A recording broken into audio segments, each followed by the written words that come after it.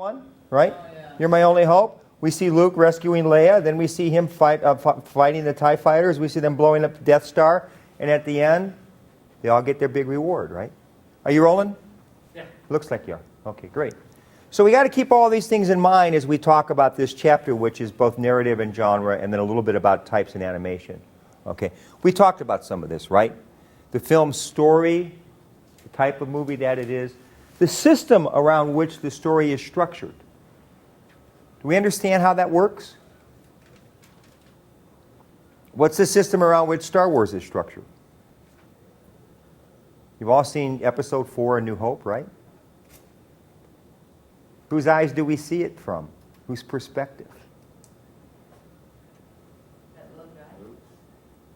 It's kind of a third person, but we see a lot of it through Luke's, yeah. Okay. What about the concepts that show us how the events are organized? Are they easy to follow, or do they jump around? Right? Pulp Fiction, they jump around. Right. Star Wars Episode 4, they're very easy to follow. These are all things that we look at, okay? Does it follow forms, or does it break forms and convention? Those are all things that we look at in the narrative, all right? Narrative concept. How do we present this? Is it arranged in a time sequence? Bam, bam, bam, bam, bam, like The Wizard of Oz? Is it arranged in a cause and effect sequence? This person does this, so in exchange that happens. All right? Apocalypse Now. Yeah, you could say how is a movie organized? You look at that and you try to figure that out as well in terms of how the story is told. And again, 62 and 63 gives you some examples, right? Are things done random? Or is there a logical flow and sequence to what goes on as the story unfolds? There are 5 points in a narrative process, and this is the classic thing, so we're going to briefly discuss all of them. You see them there. The exposition, which is the playing out of the story, the rising action, the climax, a main event, the falling action, and then the denouement, or the final outcome, the end of the movie. All right? Exposition. Star Wars, after a lot of trial, evading the bad guys, right? Luke Skywalker, with Obi-Wan, accidentally comes across this little holographic message, right? What is she saying? One of my favorite lines in all the movies. Come on. Help me, Obi-Wan. You're my only hope. Right? Help me, Obi-Wan. You're my only hope. All right? That little denouement opens up the door to the whole story. One thing's going to lead to another now. She needs help, so what's going to happen? Yeah. And this is basic as all get-outs in movies, right? The cavalry comes to the rescue in the Western movie, right? Right. The P-51s come to the rescue in Saving Private Ryan. But there has to be a setup for the story. All right? What would this be in Saving Private Ryan? Do you know? Where would be the equivalent thing in the movie? How many of you saw that movie? I saw it. You're the only one. Okay. And you did too, right? The typewriter, right? They're typing the letters to the dead, to the parents of the dead. And somebody realizes that there was his mom that's about to get letters because 4 of her sons have died. Right? All right. That sets up this thing in Washington at the Pentagon. It says, by God, we got to go and get this 5th guy and get him out of harm's way. We're not going to have all 5 kids die. All right. That's the same example. All right. In the exposition. All right. Then you get to the next thing, right? What's this here? He's protecting her, but what kind of action is this? Right, this is rising action. Let me go back to, see? Rising action, right? He's now going to go out and save her from that evil Darth Vader that's about to squash her like a bug after she tells him the secret rebel base, right? So he can blow it apart with the Death Star. All right? But this is part of the rising action of the movie. The thing that's going to lead to a key point in the movie where we're going to find out either if good wins or evil wins, or does the guy get the girl, or does the girl go to some other guy, right? I mean, in many different ways that narrative happens. Okay? This is kind of the climax of the movie. What's Luke Skywalker, our hero, doing here? He's piloting the TIE fighter that's going to blow up the Death Star, right? Okay. And then that's the falling action, right? Use the force look, right down the tube, boom, the whole Death Star blows up, right? The rebel base is saved. And although we don't know exactly how the movie's going to end at this point, we do know that the good guys are going to win. Because they just blew up the Death Star, right? The Death Star is no longer a threat. And then you get the denouement, right? They all get their medals. And Han Solo gets all of his money, right? He keeps his eye out for the girl, right? But that's for the sequel. All right. 5 steps we look at in the narrative process. All right. Now, we're going to go from those steps to types. Because there are more movies than just narratives, right? How many of you have seen a documentary? Probably some of you were forced to sit through a movie in school at some point called Earth in the Balance, right? Heard of it? The Al Gore movie? Inconvenient Truth. Inconvenient Truth, thank you. Yes, Inconvenient Truth? No? Boy, you don't see movies, do you? All right, you have to work on her to get her to the theater once in a while. Obviously, that's a fairly common type of movie. What would an experimental movie be? I read about that. They're low budget. They're just one person. Less scientific, right? Mm-hmm. Yeah. Low budget is generally correct. Right. Less scientific is generally correct. And why are they made? Because sometimes just one person wants to make a movie and he does it by himself. Filmmaker wants to explore the possibility of doing something different. Yeah, being more creative, getting away from the traditional patterns. Right. All right. And if that is successful, that will become adopted by more and more filmmakers, and it ends up being either narrative or documentary, depending on what the experiment is. Right. All right. So that's And basically most of them don't pan out, they said. 90% of them aren't made to pan out. Right. They're made so that a filmmaker can make a statement about making movies different. All right. Okay, narrative, right? I think this is pretty straightforward. We don't need a bunch of explanation on here. Most of these are fiction. Most of them are geared towards storytelling. Many of them are based on a screenplay. Somebody wrote it for the theater or wrote it for the screen, one or the other. Okay. Basically, when they're written, they understand how movies are made, and it fits well with movie-making technique. Okay. And the main reason that it is written and shot is to make money. Make money. Okay. Does anybody know the whole story around Lord of the Rings? I've never seen that. When was the book? When were the books written? Anybody know? Who's the author? Has anybody read them? Oh my word! I'm not a movie person. No. The problem with Lord of the Rings is people couldn't come up with how it was so vivid, so strongly imaginative. All these fictional characters, fictional worlds, fictional lands. Nobody could come up with a way of making a movie out of it. There were 3 or 4 attempts, and they all flopped. Until Mr. Jackson took it on about 12 or 13 years ago. All right? Technical demands. Technology had improved, and we could create morks, and we could do all kinds of things that we couldn't do back when the stuff was written in the 30s and the 40s. All right?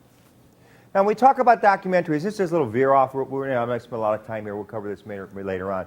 There are many different types of documentaries. You can do something that just presents facts. You can present something that kind of gets in your face a little bit, something that tries to convince you or persuade you to do something or not do something. And then the fourth one is propaganda. And the textbook briefly mentions, and I'm going to touch upon a little bit about all 4. All right. A good documentary filmmaker is going to want to try to create something that seems to be real, that educates the person who's watching, and presents important information. It might be environmental, it might be political, it might be social. What's a documentary type movie that's been fairly popular, fairly good at the box office, as a matter of fact, this summer and fall? Anybody know? Have you heard of the movie Obama 2016? Oh, yeah. Yeah. I want to go see that. Yeah. What's that about? Obama, your president? Hang on. Let's be nice, okay? All right. Obama 2016 was made by the guy who wrote Schindler's List. All right. What he did is he went back and basically investigated Barack Obama's birth and childhood and circumstances around it, his upbringing, kind of did like a psychoanalysis of Barack Obama as a child and a young adult, and tried to demonstrate things that Barack Obama believes in, things that Barack Obama says is important, and says by extension, we understand now how he thinks and governs as president, so if he is reelected, these are the kind of things he probably would pursue in his second term of office. You with me? All right. Done in a documentary style. He didn't interview Obama. He interviewed lots and lots of people who knew him or taught where he taught or taught where he learned or who were associated with the groups that he used to run with. All right. That's an example of a documentary. All right. Some of them are very factual and straightforward, right?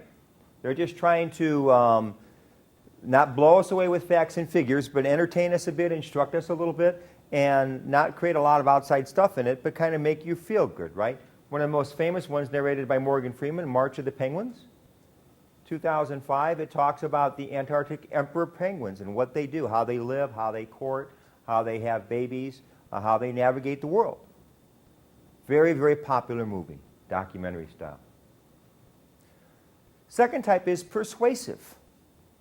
We're moving away from just presenting information now, and now we want to present a particular perspective. I certainly would put Obama 2016 into the persuasive type category because I did see that movie. All right. But the example the textbook uses is Morgan Spurlock. How many of you have seen or heard about the movie Super Size Me? What did he do? He ate McDonald's every day, every meal for, oh, it was longer than that. He planned originally to do it for 6 months. Didn't quite make it. He went quite a while. What were some of the rules, you remember? He had to upsize every time they said, would you like to upsize? If the person said, would you like a big fry with that, or would you like the super size, he automatically had to say yes. That was one of the rules. And he had to eat it all. He couldn't let it go to waste. Yeah. And what do we discover as he did this? He got like high, I think it was blood pressure or cholesterol or something. Like he wasn't very fit anymore. He gained weight, his blood pressure went up, his cholesterol went way up, he became lethargic, sluggish, right? His girlfriend complained that his, you know what, wasn't the way it used to be. I could go on and on, right? There were a lot of things in that movie that indicated that the McDonald's food was basically poisoning his system. Incidentally, I don't know if you remember this, but he points out repeatedly during this documentary that he tried very hard to get an interview with McDonald's because he wanted them to respond to what he was going to put in the documentary, and they all refused. All right. Did this movie have any impact? Did this movie change anything at all? Did you see it? Where did you see it? That tells you something right there, right? Somebody at your school made a decision that it was educational enough for you to watch it, right? Okay. Did you know that McDonald's made more than 200 changes to its menu in the 2 years once Super Size came out? Have you seen the new Happy Meal Don't fries? they display all the calories? I work there. Yeah. Like this big. Yeah, no, I haven't seen their new Happy Fries. Sorry. Yeah. I'm not a McDonald's person. All right. All right. Third kind. Now we're going from persuasion to propaganda. What's propaganda? Lies.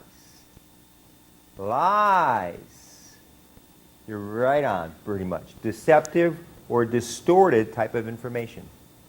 I'm only going to present one side, or if I present both sides, one side's going to be almost all positive, and the other side's going to be almost all negative. And the purpose of a propaganda type documentary? To persuade you to believe their way. Yeah. The textbook uses, I think, Triumph of the Will, yeah, which was a Riefenstahl's fabulous woman filmmaker in the 1930s, and it was done to convince people to follow the Nazi government. I like to point out that propaganda was used on both sides. You may not have heard of the guy Frank Capra, but he was a famous movie maker. You probably have at least seen one of his movies, It's a Wonderful Life. The one that runs every Christmas time with Jimmy Stewart and all that? All right. In 1941, 1942, he was hired by our Defense Department, and he produced a series of movies called Why We Fight. And these were movies that every soldier, sailor, airman, Marine going into World War II saw it before as part of their basic training. It was designed to basically provide propaganda to them to make them realize how evil and terrible the Japanese and the Nazis were. Right? Propaganda the other way.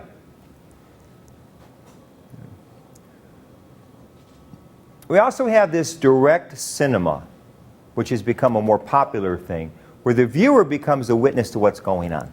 We actually get to see everything, called direct look at, like Earth in the Balance is done, right? What does Al Gore do in that movie? Expelled is another one that's a bit more recent. But what does Al Gore do in Earth in the Balance? Remember his big prop behind him? Isn't that something about, like, for the Earth? Yeah, yeah. Whatever. Yeah, yeah. How does he use that? He's up on the ladder and he's sliding across. You know, what he's trying to do is take little snippets, right? Like a snippet is showing a change in the pollution level in the Outer Banks of North Carolina, or something about the seawaters rising on the East Coast, and showing you, the viewer, what this is going to mean 20 years, 30 years, 50 years, 70 years down the road. And, I mean, Al Gore thought, you know, it was going to be hell in a handbasket. You know, I remember the first Earth Day, and everybody told us that the Earth would be gone in 20 years, and that was 42 years ago. So, just a quick aside. Okay, but basically, they show you things and try to have you actually witness what they're referring to in the cinema, in the documentary. That's called direct cinema. Okay. And the book mentions Grey Gardens as an example, and I really can't, I didn't see that. So what they try to do is get you as close to the action as possible. You kind of witness it as somebody who's in the wall, an invisible observer to what's going on.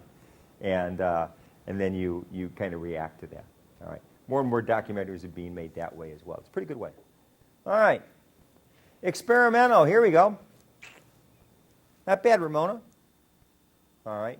It's personal, rejects normal narrative conventions, exploits the possibilities of the film medium, push the edges of what the film and or the camera can do. Critiques our media as well as the culture around it. Okay. And it doesn't really give you an interpretation. It could have 5 or 6 or 7 or 8 or 9 different interpretations as an experimental movie. I believe that there is one on your, I think Death to the Tin Man is an example of an experimental movie. It's 12 minutes long. It's on the DVD.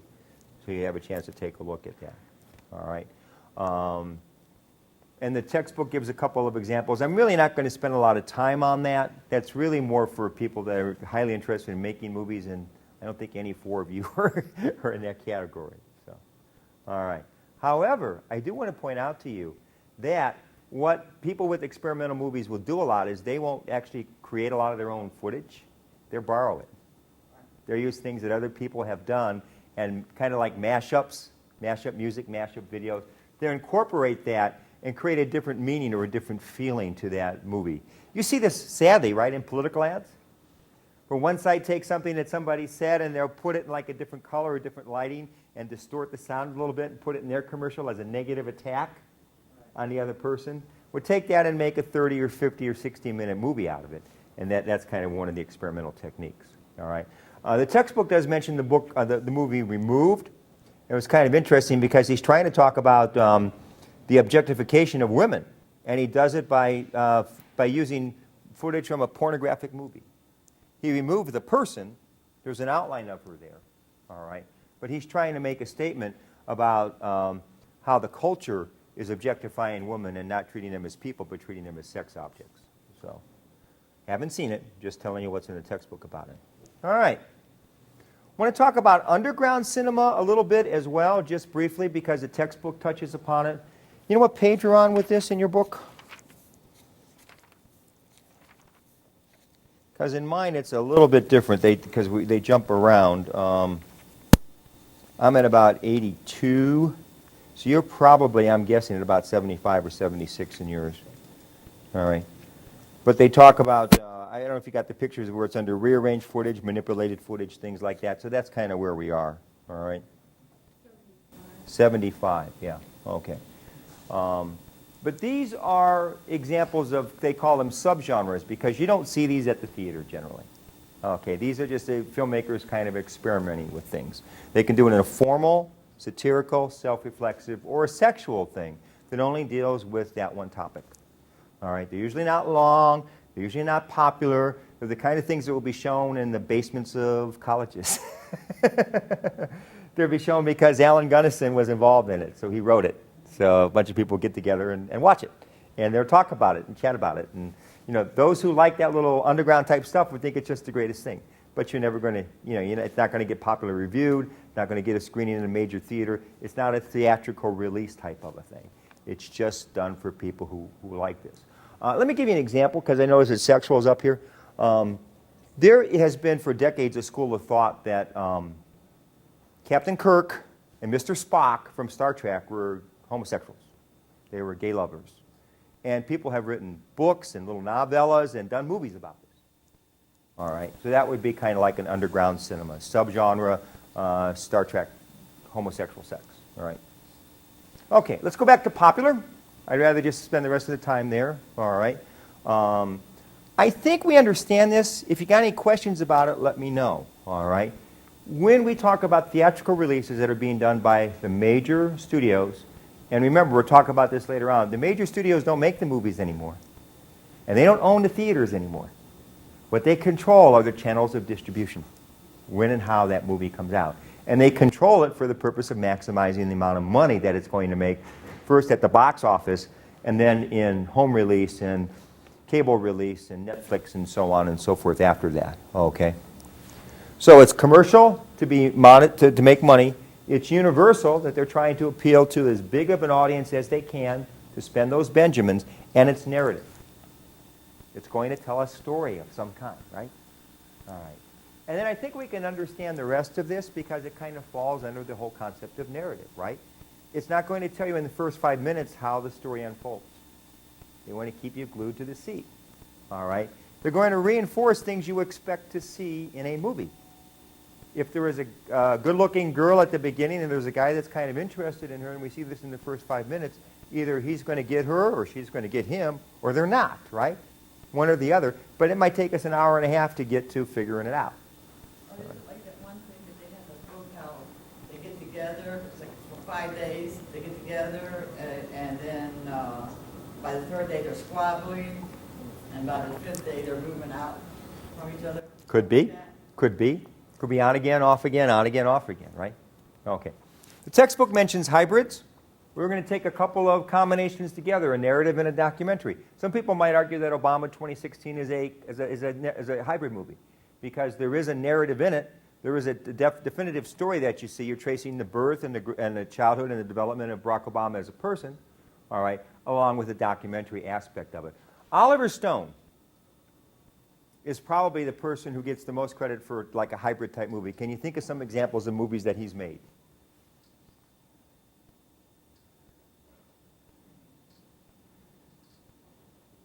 Where it's a narrative and it's a theatrical release. They're trying to make money, but he's trying to get some facts and some documentary information into it as well. The strip mall. Now, not the strip mall trilogy. How about the movie JFK? Have you heard of it? He advances a theory that had been around decades before he made the movie, that there was a conspiracy to assassinate John F. Kennedy. And he gets deep into Lloyd Garrison, the guy who was prosecuting people because of it in New Orleans. And he kind of glimpses into his life. We see a lot of the movie through that character, Garrison, played by Kevin Costner. All right. Is it a documentary? No. Is it a narrative? Absolutely. Is it a theatrical thing? Absolutely. It made a couple $100 million at the box office. All right, but a bit of it. Did he make that to try to prove that they got the wrong guy who killed? He was trying to prove that there was a conspiracy. All right. Now, Oswald was part of the conspiracy, according to Oliver Stone. Right. But he was a patsy. He was just a sucker Right, setup. I think it's right guy, right? Yeah, exactly. And he's done many of these, right? Yeah, Oliver Stone. 9/11 was another one, and there's others I just can't think of right now. But he's done it. Oh, Nixon. Did on that Obama one. W? Yeah, W? Yeah. Yeah, I don't think he's done an Obama movie yet. No, on that Obama show that you watched. Oh, yeah. Yeah. Wasn't it about because the birth certificate or something, because of Obama's birth certificate? It had nothing to do with the birth certificate. It says in the movie he was born in Hawaii. Or was it Yeah, born in Hawaii? yeah. I don't know. I'm just telling what it says in the movie. I'm talking film appreciation here. We're not talking birth certificate.